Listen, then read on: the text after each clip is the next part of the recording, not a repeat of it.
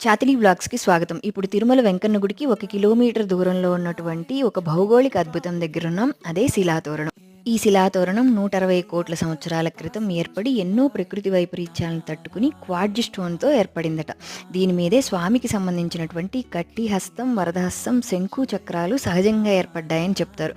కొంతమంది దీన్ని వైకుంఠ ద్వారంగా కూడా చెప్తారు. విష్ణుమూర్తి వెంకటేశ్వర స్వామిగా అవతరించి భూమి మీద మొదటి అడుగు శ్రీవారి పాదాల దగ్గరేస్తే రెండవ పాదాన్ని శిలాతోరణం దగ్గర వేశారు.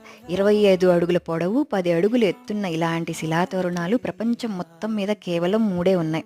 ఒకటి యుఎస్లో, 2 యూకేలో, అలాగే మూడోది మన తిరుమలలోనే అనమాట.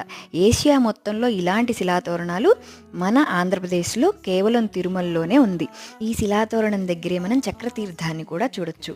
ఈ శిలాతోరణం చుట్టూ పార్కును డెవలప్ చేశారు. హ్యాపీగా ఫొటోస్ దిగి పిల్లలతో గడపచ్చు. తిరుమల వెళ్ళినప్పుడు తప్పనిసరిగా ఒకసారి దీన్ని సందర్శించండి. సబ్స్క్రైబ్.